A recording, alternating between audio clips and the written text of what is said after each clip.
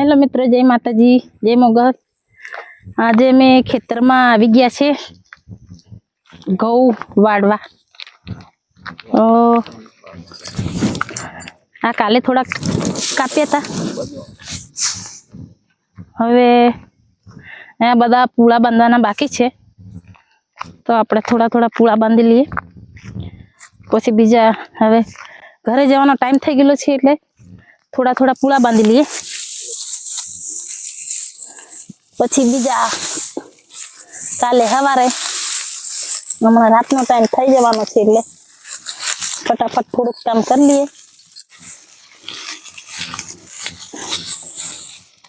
આવી રીતના પૂળો બનાવી દેવાનો।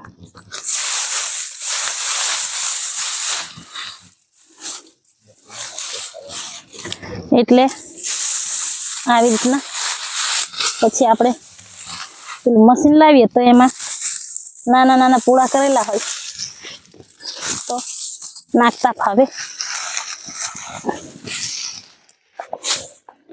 અમારે આટલું કપાઈ ગયેલું છે, આટલું બાકી છે,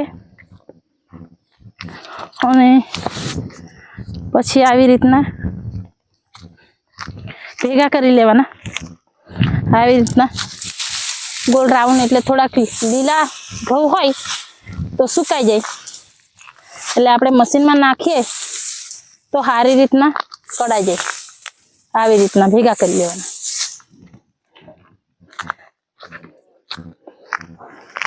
અહીંયા બધી ખેતી કરેલી છે, થોડી થોડી શાકભાજી એવું તેવું।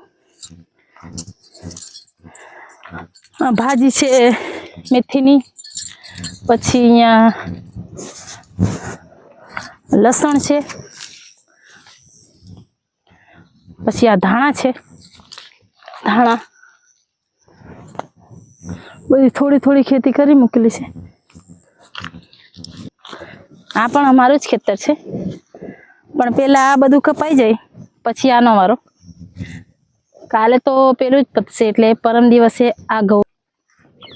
અહીંયા થોડા લીલા ઘઉં રહેવા દીધેલા છે, કેમ કે બધા સૂકા હોય તો પછી પૂળા બાંધવામાં તકલીફ થાય અને પૂળો તૂટી જાય, એટલે થોડા લીલા લીલા ઘઉં હોય તો આપણે બીજો પૂળો બાંધી શકીએ, એટલે તૂટી નહીં શકે।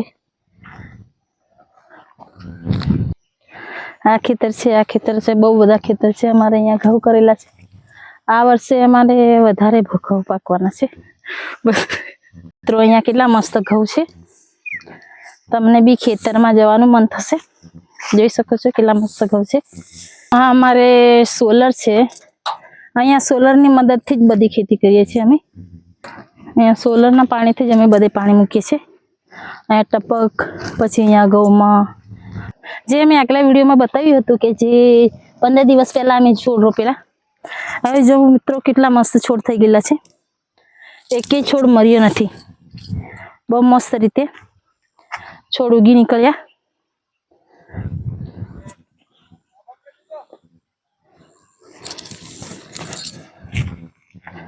જોઈ શકો છો તમે, મરચી, ટામેટી, રીંગણી બહુ મસ્ત રીતે ઉપર આવી ગયેલી છે। વાડી તમને બતાવી, અહીંયા પેલા વિડીયોમાં વ્લોગમાં તમને વાડી બતાવી હતી, એમાં જુઓ મરચા બહુ લાગી ગયા છે, થોડા થોડા પાકા બી થવા લાગ્યા છે, અને ટામેટા તો બહુ બધા પાકી ગયા છે। અહીંયા તમે જોઈ શકો છો, તમને બતાવીએ, ટામેટા બહુ બધા પાકી ગયેલા છે। મિત્રો તમારે બી જોઈતા હોય તો તમે અમારી વાડીએ આવી શકો છો અને ટામેટા લઈ જઈ શકો છો, તમને થોડા ફ્રીમાં બી ખાવા આપશું। જોઈ શકો છો તમે ટામેટા કેટલા બધા પાકી ગયા છે, બીજા બગડી ગયા છે, એમ જ ફેંકવામાં આવે છે, કોઈ વેચવા નથી જતું, એટલે અહીંયા જ પડી રહે છે। જો તમારે બી જોઈતા હોય તો તમે અમારી વાડી આવીને લઈ જઈ શકો છો, તમને ફ્રીમાં જ ખાવા આપી દેશું। અહીંયા આપણે ઘરની શાકભાજીમાં ને બજારની શાકભાજીમાં બહુ બધો ફરક પડે છે, કેમ કે બજારમાં તો બધી કેમિકલ વાળી આવે છે શાકભાજી, અને આપણે અહીંયા ખેતરમાં કરીએ તો છાણિયા ખાતરથી કરીએ, એટલે બહુ સારી અને શુદ્ધ શાકભાજી મળે, એટલે આપણને કોઈ રોગ બી ન થઈ શકે અને આપણે એકદમ મસ્ત રહીએ। એટલે મિત્રો જો તમારે બી ઘરે ખેતર હોય થોડું, તો ખાલી ખાવા પૂરતું વધારે નહીં કરો તો કંઈ નહીં, ખાલી 10 છોડ પોતાને ખાવા માટે તમે રોપી રાખજો, કેમ કે એમાં બહુ બધું સારું વિટામિન ને એવું તેવું મળી રહેશે. એટલે બસ ચલો મિત્રો, હવે મારો બ્લોગ અહીંયા પૂરો કરું છું. જય માતાજી, જય મોગલ, બાય બાય, ટાટા.